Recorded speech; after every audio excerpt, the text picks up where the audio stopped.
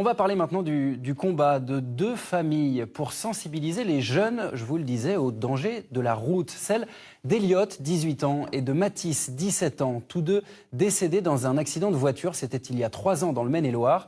Depuis, leurs proches se mobilisent pour éviter que de nouveaux drames se produisent. Reportage aujourd'hui à Saint-Laurent-sur-Sèvre, Laurence Couvrant et Jérémy Armand. 3 ans que leurs enfants ont disparu. Eliot, 18 ans, et Mathis, 17 ans, étaient passagers ce 6 janvier 2023. Les deux copains partent en soirée avec 2 autres jeunes, mais le conducteur a choisi de ne pas respecter le code de la route. Ils arrivaient d'en face, ils ont grillé le premier stop pour juste regriller ce deuxième stop en plein carrefour d'une route qui est très fréquentée. Percuté par un autre véhicule, la voiture finit sa course dans cette maison. Mathis décédera sur le coup.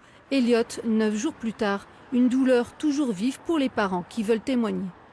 J'ai pas envie que ça se reproduise avec d'autres enfants. Enfin, la douleur d'une mère, c'est horrible. On est là, mais on n'est plus là.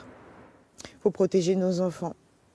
Mais il n'y a pas que nos enfants, hein, les adultes. Enfin voilà, il y a trop d'accidents.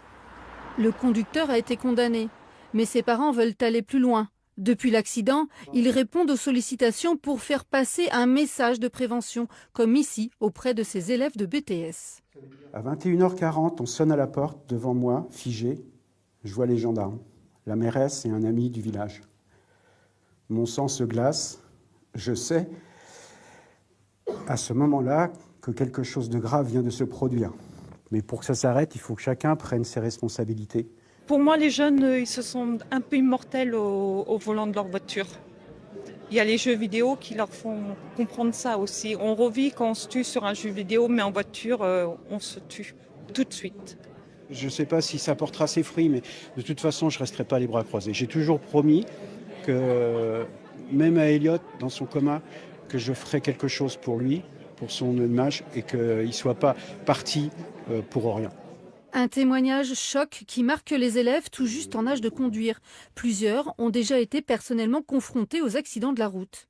Il faut prendre conscience que on peut faire des choses avec une voiture, mais on peut aussi tuer des personnes et être vigilant du coup constamment au volant. Et c'est pas forcément quelque chose qu'on nous apprend au permis. Et donc c'est quand même bien qu'ils témoignent comme ça pour qu'on en ait tous conscience. Des fois c'est vrai que ça m'arrive de rouler, de dépasser les limites, forcément un peu comme tout le monde.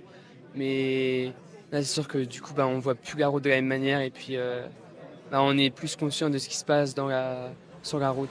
D'autant que les chiffres sont mauvais en Maine-et-Loire, avec 46 tués sur les routes l'an dernier, un record depuis 15 ans. À Martigny-Briand, une plaque discrète vient d'être posée pour graver ce drame dans les mémoires.